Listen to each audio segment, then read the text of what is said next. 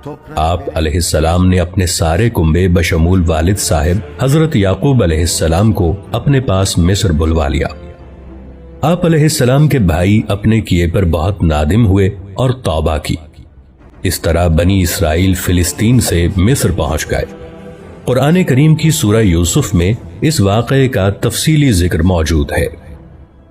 تاریخی اندازوں کے مطابق بنی اسرائیل مصر میں 2 صدیوں تک رہے۔ اس عرصے میں ان 12 بھائیوں کی نسل لاکھوں کی تعداد کو پہنچ گئی، لیکن پھر مصر میں بادشاہت تبدیل ہو گئی۔ نئی حکومت نے ان سے مراد چھین لی اور انہیں اپنا غلام بنا لیا۔ یہ بنی اسرائیل کی قید یعنی کیپٹیوٹی کا دور تھا۔ مصری جو اپنے آپ کو قبطی کہتے تھے، ان سے جبری مزدوری کرواتے اور ان پر بہت ظلم و ستم کرتے۔ حضرت یوسف علیہ السلام کے تقریباً 200 سال کے بعد اللہ تعالیٰ نے ان کو اس قید سے نجات دلوانے کے لیے انہی میں سے حضرت موسیٰ علیہ السلام اور آپ کے بھائی حضرت ہارون علیہ السلام کو نبوت عطا فرمائی کہ وہ اپنی قوم یعنی بنی اسرائیل کو مصریوں کی قید سے آزادی دلوا کر واپس انہیں فلسطین میں لا کر آباد کریں۔ مصر پر فرعون کی حکومت تھی۔ حضرت موسیٰ علیہ السلام نے اسے ایمان کی دعوت دی اور کہا کہ وہ بنی اسرائیل کو آزاد کر دے، لیکن فرعون نے انکار کر دیا۔ اللہ تعالیٰ نے حضرت موسیٰ علیہ السلام کو حکم دیا کہ وہ اپنی قوم کو لے کر فلسطین کی طرف نکلیں۔ آپ علیہ السلام بحکم خداوندی اپنی قوم کو لے کر نکلے تو فرعون نے بھی اپنے لاؤ لشکر کے ساتھ آپ علیہ السلام کا تعاقب کیا۔ سمندر کے کنارے پہنچ کر آپ علیہ السلام نے اللہ سے عرض کی کہ اب کیا کروں؟ اللہ نے حکم دیا کہ اے موسیٰ علیہ السلام اپنا عصا سمندر کے پانی پر ماریں تو سمندر آپ کو خشکی کا راستہ دے گا۔ آپ علیہ السلام نے ایسا ہی کیا تو یکا یک سمندر کا پانی 2 دیواروں کی طرح الگ الگ کھڑا ہو گیا اور آپ علیہ السلام اپنی قوم کو لے کر وہاں سے نکل گئے۔ آپ علیہ السلام کے پیچھے فرعون نے بھی کوشش کی کہ وہ بھی اسی راستے سے آپ علیہ السلام کا تعاقب کرے، لیکن اللہ کے حکم سے سمندر واپس مل گیا اور اس طرح فرعون اور اس کا سارا لشکر غرق ہو گیا۔ یہ حضرت موسیٰ علیہ السلام کا معجزہ ہے جس کا ذکر قرآن پاک میں موجود ہے، اور یہ اتنا بڑا واقعہ بنی اسرائیل کی آنکھوں کے سامنے وقوع پذیر ہوا۔ قرین قیاس بتاتے ہیں کہ سمندر عبور کرنے کا یہ معجزہ بحر احمر کی مشرقی نہر، جسے اب نہر سویز کہا جاتا ہے، میں پیش آیا ہوگا۔ سمندر کے اس پار صحرائے سینا اور اسی صحرا کے ایک کونے میں کوہ طور ہے، جہاں اللہ تعالیٰ نے آپ علیہ السلام کو رسالت و کتاب سے نوازا۔ آپ علیہ السلام کی کتاب کا نام تورات ہے۔ اللہ تعالیٰ نے آپ علیہ السلام کو بنی اسرائیل کی ہدایت و رہنمائی کا حکم دیا اور فرمایا کہ اے موسیٰ علیہ السلام، ہم نے آپ کی قوم کو باقی سب اقوام پر فضیلت دی ہے۔ جب تک یہ اس کتاب یعنی تورات کو مضبوطی سے تھامے رہیں گے، میں ان کو اپنی طرف سے نعمتوں اور رحمتوں سے نوازتا رہوں گا۔ لیکن بنی اسرائیل نے حضرت موسیٰ علیہ السلام کو تنگ کرنا شروع کر دیا۔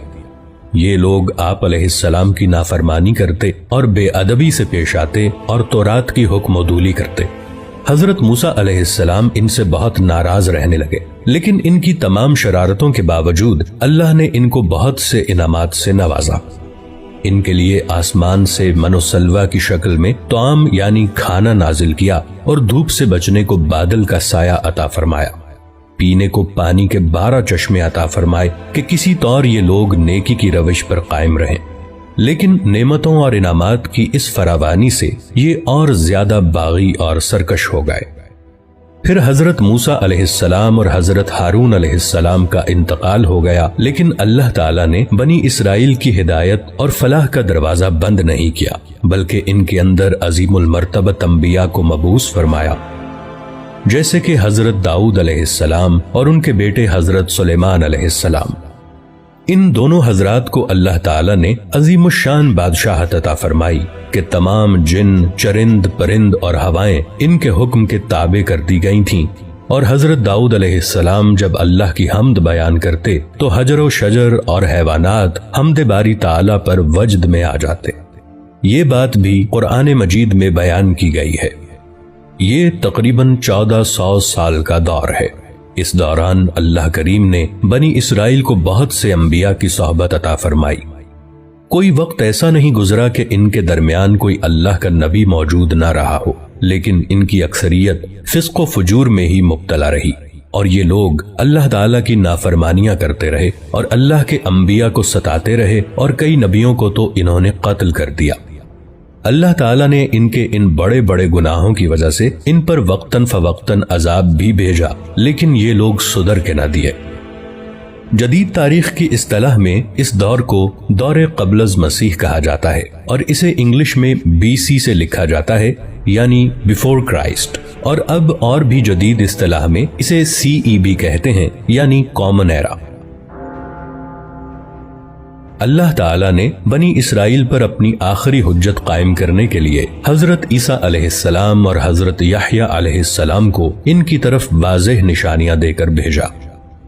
حضرت عیسیٰ علیہ السلام حضرت مریم علیہ السلام کے بیٹے تھے، جنہیں اللہ نے معجزانہ طور پر بغیر باپ کے پیدا کیا اور بہت سے معجزات عطا فرمائے، اور آپ علیہ السلام کے ہم اثر حضرت یحییٰ علیہ السلام بھی معجزانہ طریقے سے حضرت زکریا علیہ السلام کے ہاں پیدا ہوئے، جبکہ حضرت زکریا علیہ السلام اور آپ کی بیوی دونوں بہت ضعیف ہو چکے تھے۔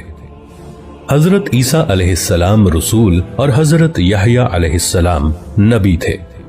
بقول عیسائی مورخین کے حضرت عیسیٰ علیہ السلام کی ولادت کے دن سے سن عیسوی کا آغاز ہوا، جو کہ اس وقت 2022 چل رہا ہے، یعنی حضرت عیسیٰ علیہ السلام کو پیدا ہوئے 2022 برس ہو چکے ہیں۔ یہاں سے بنی اسرائیل دو قوموں میں تقسیم ہو گئے۔ جو لوگ حضرت عیسیٰ علیہ السلام پر ایمان لائے وہ اپنے آپ کو عیسائی کہنے لگے، اور جو لوگ حضرت عیسیٰ علیہ السلام پر ایمان نہیں لائے وہ یہود ہی رہے۔ جس جماعت یعنی یہود نے آپ کا انکار کیا، انہوں نے آپ علیہ السلام کی والدہ حضرت مریم علیہ السلام کو بہت برا کہا اور حضرت عیسیٰ علیہ السلام کو قتل کرنے کا منصوبہ بنایا، لیکن اللہ تعالیٰ نے ان کے اس اقدام سے پہلے ہی حضرت عیسیٰ علیہ السلام کو زندہ آسمان پر اٹھا لیا۔ حضرت عیسیٰ علیہ السلام کے آسمان پر اٹھائے جانے کے تقریباً 250 سال کے بعد اصحاب کہف کا مشہور واقعہ پیش آیا۔ یہ لوگ امیر و کبیر گھرانوں کے کچھ نوجوان تھے۔ یہ حضرت عیسیٰ علیہ السلام کے دین پر ایمان لے آئے تو وقت کی حکومت اور جو لوگ حضرت عیسیٰ علیہ السلام پر ایمان نہیں لائے تھے یعنی یہود نے ان پر تشدد کرنا چاہا، لیکن یہ لوگ شہر سے فرار ہو کر باہر جنگل میں ایک غار میں چھپ گئے۔ اس غار میں اللہ تعالیٰ نے ان پر نیند طاری کر دی اور یہ اس غار میں کئی سال تک سوتے رہے۔ اس کا پورا ذکر قرآن مجید کی سورہ کہف میں موجود ہے۔ They are known as 7 sleepers in the books of Christianity۔ حضرت عیسیٰ علیہ السلام کے آسمان پر چلے جانے کے بعد 571 عیسوی میں اللہ کریم نے حضور صلی اللہ علیہ وآلہ وسلم کو انسانوں پر اتمام حجت کے لیے بھیجا۔ حضور سیدنا و نبینا حضرت محمد صلی اللہ علیہ وآلہ وسلم بن عبداللہ بن عبد المطلب مکہ کی سرزمین میں حضرت اسماعیل علیہ السلام بن ابراہیم علیہ السلام کی نسل میں قبیلہ قریش کے خاندان بنو ہاشم کے ہاں جناب عبداللہ بن عبد المطلب اور ان کی زوجہ حضرت آمنہ بنت وہب کے ہاں پیدا ہوئے۔